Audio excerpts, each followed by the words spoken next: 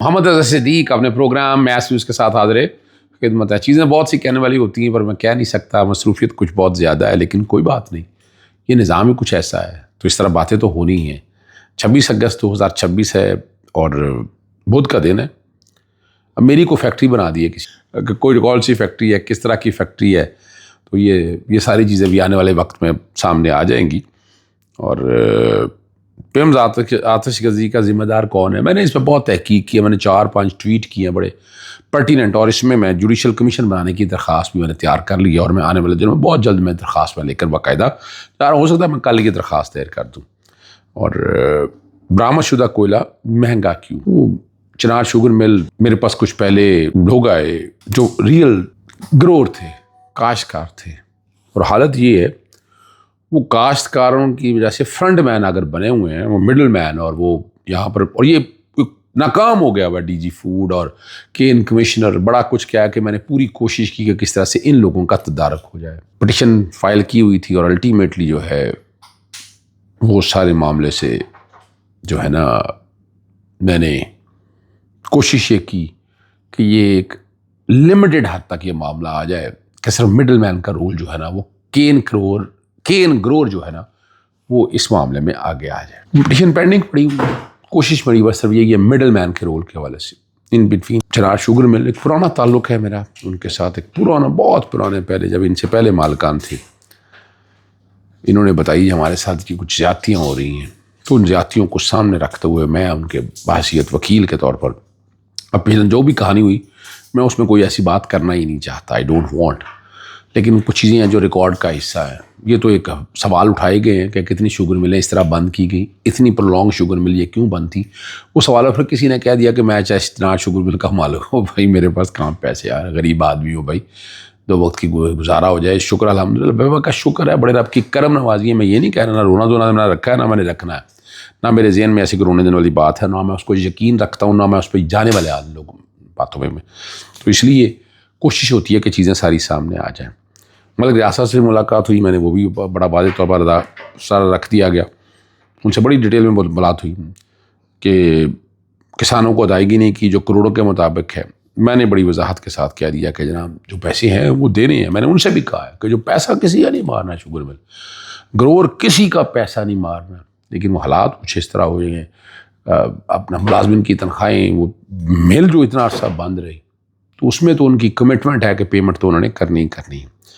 لیکن ایک بات بڑی میری, اور 1.25 لاکھ جو چینی اضافی چینی کو دوبارہ عالمی مارکیٹ میں ایکسپورٹ کر رہی ہے, وضاحتیں کچھ وکیل دے ان کے وزراء دے رہے ہیں, اور یہ کہہ رہے ہیں کچھ عرصہ معلوم ہو جائے گا اس کے پس پردہ شہباز حکومت کی نیت کیا تھی. اب تاہم حکومت کی طرف سے چینی مافیا کو تقویت دینے کا یہ عمل کوئی نیا واقعہ نہیں ہے. ٹھیک ہے نا جی, پی ڈی ایم حکومت کے 2 سالوں میں 2.5 لاکھ ٹن چینی ایکسپورٹ کرنے کی اجازت دی گئی, مقامی مارکیٹ میں چینی کی قیمتیں شوٹ کر گئیں. اب یہ, اور ایک بات جو بڑی واضح ہے, جو کہ ان کمشنر ہیں جنید صفدر کے ساتھ ان کی ایک ڈی پی کی فوٹو جو ہے نا وہ سامنے آ چکی ہوئی ہے, وہ آ بھی گئی ہے, ہم بھی دیکھ رہے ہیں, آپ بھی دیکھ رہے ہیں. اب اس میں صداقت کتنی ہے, کیا ہوا, کیا انوالومنٹ تھی چنار شوگر کے خریدنے کے کانٹیکس کے حوالے سے. یہ تو ہے کہ چنار شوگر بکنے کے لیے کوشش ہوتی رہی, کچھ لوگوں نے رابطہ بھی کیا, کچھ لوگوں نے پریشر بھی ڈالا, یعنی یہ تو بات ہے کہ چینی کرنے کے حوالے سے. لیکن یہ کون لوگ تھے میں تو ابھی کچھ نہیں کہہ سکتا, نہ میں بتانا چاہتا ہوں, لیکن اتنا مجھے پتہ ہے اس بات کو سامنے رکھتے ہوئے. اب آ جائیں پیمز ہسپتال کے حوالے سے جو ہولناک سانحہ, ٹھیک ہے نا جی, اور ان کے جو ایگزیکٹو ڈائریکٹر ہیں عمران سکندر کی نموداری بے حسی کا ثبوت ہے. اب عینی شاہدان اور متاثرہ خاندان کا واضح کہنا ہے کہ حادثے کے وقت ڈاکٹر اور پیرامیڈیکل عملہ موقع سے غائب تھا. فائر بریگیڈ گاڑیاں بھی 2 گھنٹے لیٹ سے پہنچی, اور ایگزیکٹو ڈائریکٹر ندامت محسوس کرنے یا ڈٹائی سے حقائق کے برعکس بیانات دے رہے ہیں. اور پھر پولیس آ گئی, پھر کیا کچھ ہوا ہم نے وہ سارا کچھ دیکھ لیا. 2 گھنٹے لیٹ سے پہنچی, وہ بھی اپنی جگہ پر موجود ہے, لیکن اب سوال بڑے اہم ہیں, ٹھیک ہے نا جی, بہت اہم سوال ہیں. اس لیے میں نے اس کام کو سامنے رکھتے ہوئے میں نے کچھ 4 کے قریب ٹویٹ کیے ہیں. میں کوشش کروں گا وہ میں سارا آپ کے سامنے میں رکھ دیتا ہوں, 4 ٹویٹ جو ہیں. اور ذمہ دار کون ہے, میں نے وہ سوال اٹھایا کہ قانونی اور ممکنہ فوجداری کس پر عائد ہوتی ہے.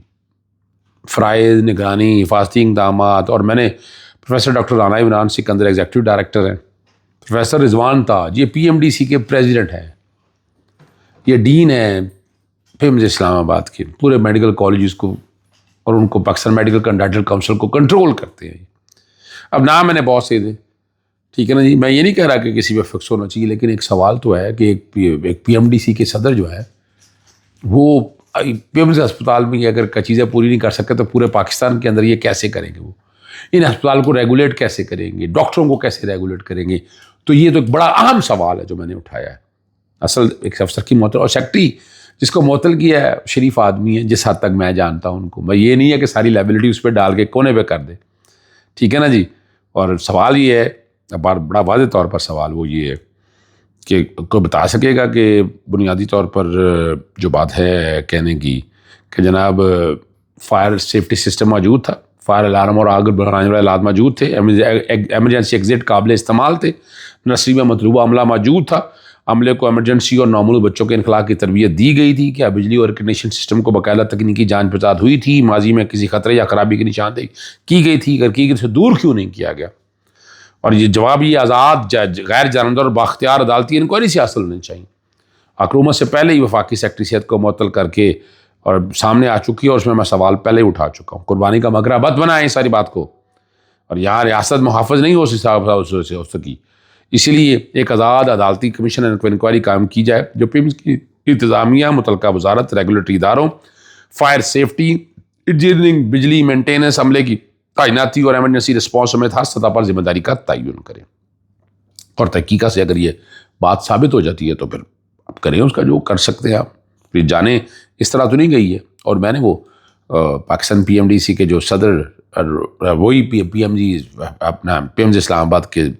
ڈین بھی ہیں، اب ان کے ذمہ یہ سارا کچھ نظام ہے، تو میں نے اس لیے سوالات اٹھائے، تو میں نے لکھا بھی ہے اور بڑے وضاحت کے ساتھ میں نے چیزیں کہی ہیں۔ میں نے کوئی ذاتی معاملہ نہیں ہے، لیکن میں اس وقت اس معاملے کو دیکھ رہا ہوں، پی ایم ڈی سی کے حوالے سے میں نے کچھ چیزیں پہلے اٹھائی ہیں،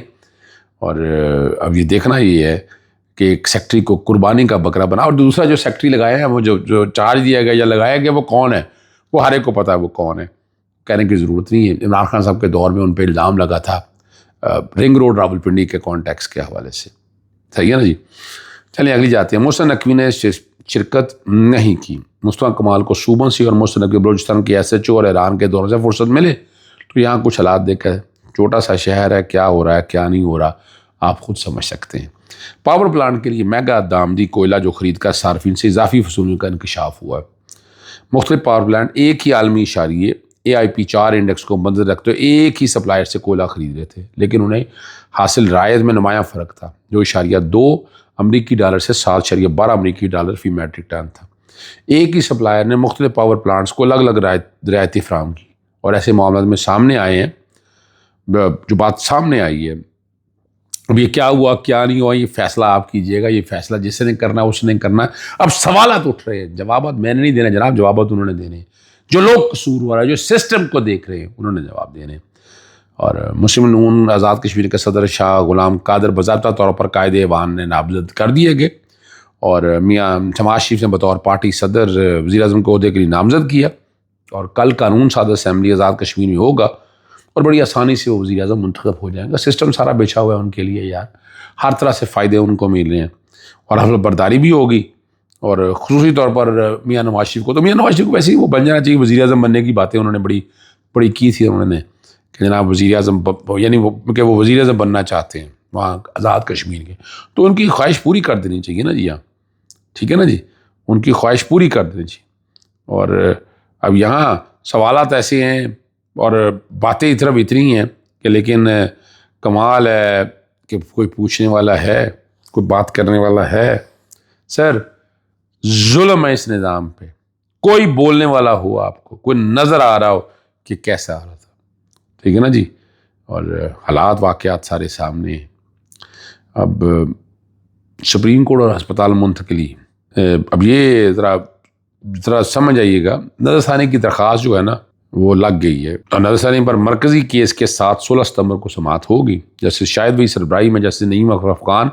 جسٹس اشتیاق ابراہیم پر مشتمل بینچ سماعت ہی کرے گا۔ اب نظر ثانی کی جتنی بھی درخواستیں آپ سمجھ سکتے ہیں خود یار۔ اجازت چاہتا ہوں، السلام علیکم، اللہ حافظ، پاکستان زندہ باد۔